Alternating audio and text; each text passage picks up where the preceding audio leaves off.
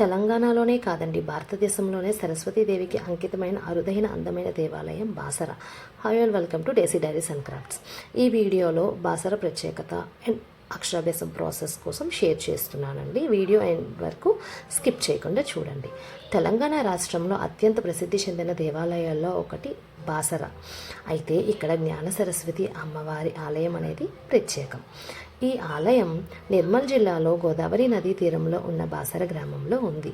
ఇది భారతదేశంలో సరస్వతీదేవికి అంకితమైన కొద్ది ఆలయాల్లో ఒకటి కావడం వల్ల చాలా ప్రత్యేకమైనది. ప్రతి సంవత్సరం వేలాది మంది భక్తులు, ముఖ్యంగా విద్యార్థులు మరియు తల్లిదండ్రులు ఈ ఆలయాన్ని దర్శించుకోవడానికి వస్తారండి. అండ్ ఈ ఆలయ చరిత్ర కోసం చూసినట్టయితే పురాణం ప్రకారం మహాభారత యుద్ధం తర్వాత వ్యాస మహర్షి ఈ ప్రాంతానికి వచ్చి తపస్సు చేశారని చెబుతున్నారు. ఆ సమయంలో ఈ ప్రాంతం అంతా దండకారణ్య అరణ్యంలో భాగంగా ఉండేదంట. వేదవ్యాస మహర్షి గోదావరి నదీ తీరంలో మట్టి మరియు ఇసుక సహాయంతో సరస్వతి, లక్ష్మి, కాళీ దేవతల విగ్రహాలు తయారు చేసి పూజించేవారని చెబుతున్నారు. ఆ తర్వాత ఈ ప్రదేశం పవిత్ర స్థలంగా మారి ఆలయం నిర్మించారంట. ఆలయంలో ప్రధాన దేవతలుగా సరస్వతీదేవి, లక్ష్మీదేవి, కాళికాదేవిని ఉంటారంట. ప్రధానంగా సరస్వతి అమ్మవారు. ఈ మూడు దేవతలు కలిసి ఉండడం వల్ల ఈ ఆలయం ప్రత్యేకమైన ఆధ్యాత్మిక ప్రాముఖ్యత చెందింది. అయితే అక్షరాభ్యాసం, బాసర అనగానే అందరికీ గుర్తొచ్చేది అక్షరాభ్యాసం. అక్షరాభ్యాసం అనేది ఎప్పుడు చేస్తారు?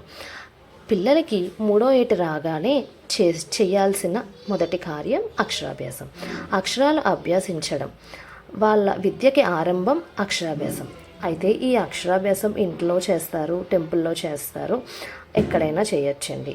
అయితే చాలామంది అక్షరాభ్యాసం బాసరలోనే చేయడానికి గల కారణం అమ్మవారి కటాక్షం కోసం. బాసర ఆలయంలో ఎక్కువగా జరిగేది అక్షరాభ్యాసమేనండి. అండ్ రిమైనింగ్ పూజలు కూడా ఉన్నాయి, లైక్ కుంకుమార్చన అవి కూడా ఉన్నాయి. ఈ టెంపుల్లో చిన్నపిల్లలు చదువు ప్రారంభించే ముందు అమ్మవారి దర్శనం చేసుకుని అక్షరాభ్యాసం చేయిస్తారండి. అయితే ఇక్కడ అక్షరాభ్యాసం చేయడానికి టైమింగ్స్ ఏంటంటే మార్నింగ్ 7 o'clock నుంచి అండ్ 12 వరకు ఉంటుంది స్లాట్స్. ఆ తర్వాత 2 to ఆఫ్టర్నూన్ 2కి స్టార్ట్ అవుతుంది మళ్ళీ. అయితే ఇక్కడ మనకి ఆన్లైన్ టికెట్ బుకింగ్ అనేది ఉంటుందండి. మై సజెషన్ ఈజ్ ఆఫ్లైన్ అయితేనే బెస్ట్. ఏ టికెట్కి రష్ ఎక్కువ ఉందో తక్కువ ఉందో తెలుస్తుంది కదా డైరెక్ట్గా. అయితే అక్కడ చూసి చేసుకుంటేనే బెస్ట్. సో టికెట్ ఇక్కడ ఏంటంటే 1000 రూపీస్ అండ్ 100 రూపీస్. 1000 రూపీస్ ఏంటంటే కిడ్ విత్ పేరెంట్స్కి అలౌ చేస్తారు. ఇఫ్ ఇన్ కేస్ ఎక్స్ట్రా ఎవరైనా వస్తున్నారంటే వాళ్ళకి మళ్ళీ సపరేట్గా మనీ పే చేయాలి.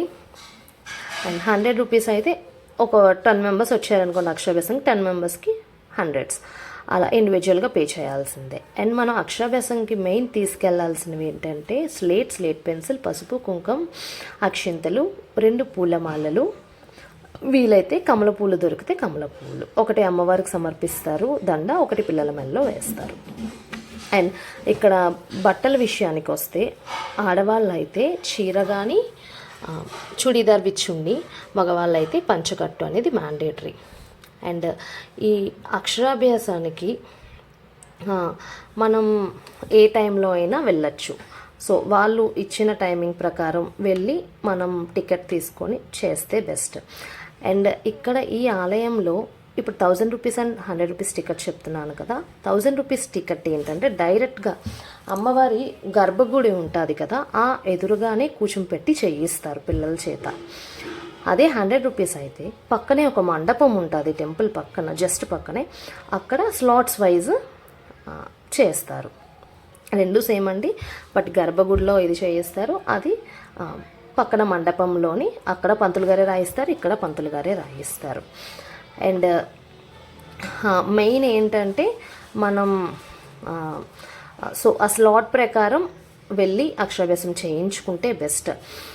అండ్ అనదర్ థింగ్ ఏంటంటే ఇక్కడ లైక్ ఈ పూజలే కాకుండా అమ్మవారికి వేరే పూజలు కొన్ని ముఖ్యమైన పండుగలుగా చేసేవి ఏంటంటే వసంత పంచమి, నవరాత్రులు, మహాశివరాత్రి, వ్యాస పౌర్ణమి.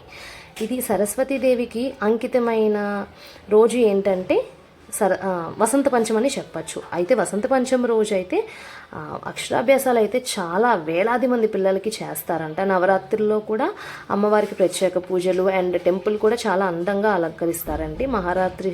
మహాశివరాత్రి టైంలో కూడా అంతే, ఆలయం అంతా అందంగా అలంకరించి ప్రత్యేకమైన పూజలు అనేవి చేస్తారంట.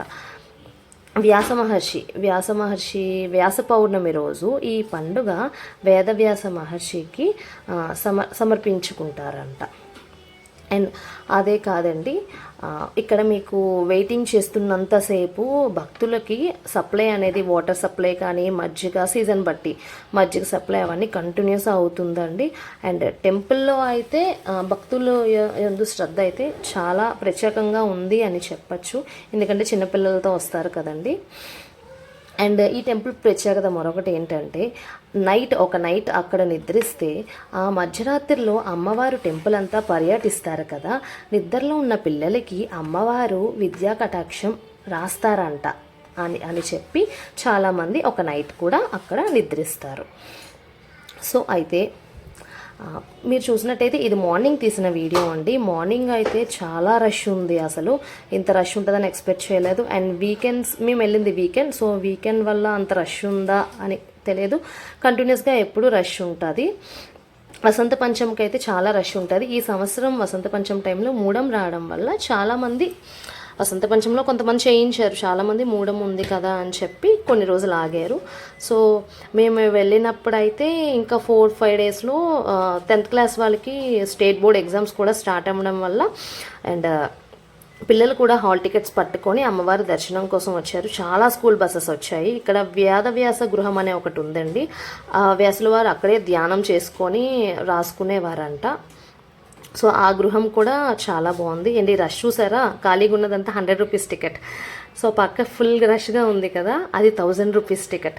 సో అక్కడికి వెళ్ళి చూసి మనం టికెట్ తీసుకుంటేనే బెస్ట్ అండి. వై బికాస్ పిల్లలు వాళ్ళు ఇలాగే చేయాలి, ఈ టైంకి మనకు సహకరించాలి అనేది కష్టం. 3 years పిల్లలు ఇంకేం చేస్తారండి. అయితే దగ్గరలో వేద పాఠశాల కూడా ఉందండి. అక్కడ ప్రత్యేకత ఏంటంటే పిల్లలు నాలిక మీద బీజాక్షరాలు రాస్తున్నారు.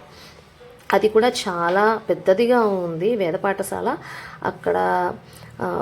అక్కడ బీజాక్షరాలు రాయించుకుంటే పిల్లలకి విద్యా కటాక్షం ఇంకా ఇంప్రూవ్ అవుతుందని ప్రత్యేకత అండి. సో నియర్ బైయే ఇది కూడా ఉంది వేద పాఠశాల. సో బాసర టెంపుల్కి వెళ్ళినప్పుడు ఈ టెంపుల్ని కూడా మీరు విజిట్ చేయొచ్చు. విద్యకు ఆరంభం, జ్ఞానానికి మార్గం చూపించే పవిత్ర క్షేత్రం మన బాసర. ఈ వీడియో మీకు నచ్చిందా? అయితే మన ఛానల్ని సబ్స్క్రైబ్ చేసుకోండి. అండ్ మీకు అక్షరాభ్యాసం చేయించుకోవడానికి వీలైతే బాసర వెళ్ళండి, అక్కడ నియర్ బై టెంపుల్స్ కూడా ఉన్నాయి. Thank you for watching.